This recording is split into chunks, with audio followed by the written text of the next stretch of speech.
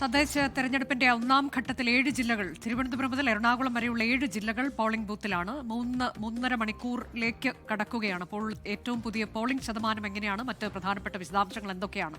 നമ്മുടെ പ്രതിനിധികൾ തത്സമയം ചേരുകയാണ്. ബ്രേക്കിംഗ് ന്യൂസിൽ R Sreejith, Umesh Balakrishnan, MG Pratheesh, Lalkrishnan, Toby Johnson, Vishnu Suresh, Ashwin Palazhi, Rahul Vijayan, Shijo Kurian, R Arunraj എന്നിവർ തത്സമയം ചേരുന്നു. ആദ്യം ഞാൻ പോകുന്നത് ആർ ശ്രീജിത്തിലേക്കാണ്. ശ്രീജിത്ത്, ഇപ്പോൾ 22% കടക്കുകയാണ് എന്നാണ് ഞാൻ മനസ്സിലാക്കുന്നത്. ഇതുവരെയുള്ള പോളിംഗ് 3.5 മണിക്കൂറിലേക്ക് അടുക്കുമ്പോൾ ഭേദപ്പെട്ടത് എന്ന് തന്നെ പറയാം. എങ്ങനെയാണ് നമ്മൾ ഏറ്റവും ഒടുവിലായി ലഭിക്കുന്ന കണക്ക്?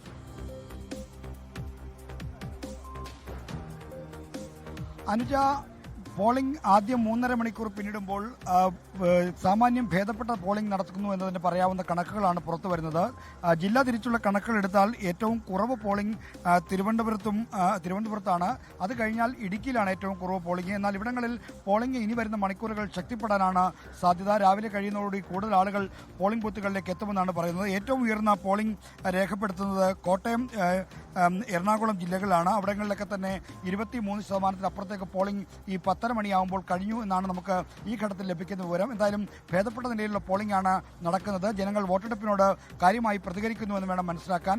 എല്ലാ മുന്നണികളും ഒരുപോലെ നിർണായകമായി കരുതുന്ന ഒരു വോട്ടെടുപ്പാണ് തദ്ദേശ തെരഞ്ഞെടുപ്പിലേക്ക് നടക്കുന്നത്. തദ്ദേശ തെരഞ്ഞെടുപ്പിൽ കഴിഞ്ഞാൽ ഉടൻ തന്നെ കേരളം നിയമസഭാ തെരഞ്ഞെടുപ്പിനെ അഭിമുഖീകരിക്കാൻ പോവുകയാണ്. അതുകൊണ്ട് തന്നെ ഈ തെരഞ്ഞെടുപ്പിന് പ്രത്യേക രാഷ്ട്രീയ പ്രാധാന്യമുണ്ട്. ഒരു ദിശാസൂചികയായി തദ്ദേശ തെരഞ്ഞെടുപ്പിലെ ഫലം മാറുമോ എന്നതാണ് എല്ലാവരും കരുതുന്നത്. കാരണം ഈ 10 കൊല്ലത്തെ LDFന്റെ ഭരണത്തെ അട്ടിമറിച്ചുകൊണ്ട് വീണ്ടും അധികാരത്തിലേക്ക് തിരിച്ചു വരാൻ കോൺഗ്രസ് ശ്രമിക്കുന്നു, UDF ശ്രമിക്കുന്നു, BJPയും തങ്ങളുടെ കേരളത്തിലെ സാന്നിധ്യം മെച്ചപ്പെടുത്താനുള്ള ശ്രമം നടത്തുന്നു.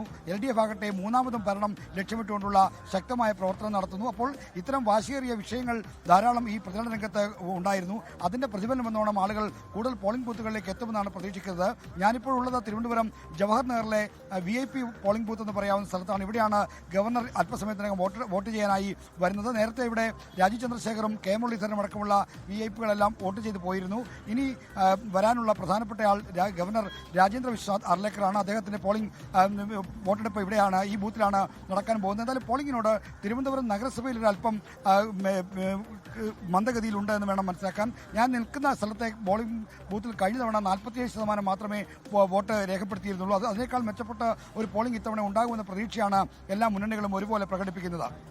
ലോകത്തെവിടെയായാലും ഏത് സമയത്തും 24 വാർത്തകളും ഓഗ്മെന്റഡ് റിയാലിറ്റി പാക്കേജുകളും എക്സ്പ്ലെയിനറുകളും വിശദമായി കാണാൻ ഞങ്ങളുടെ YouTube ചാനൽ നിങ്ങൾക്ക് സബ്സ്ക്രൈബ് ചെയ്യാം.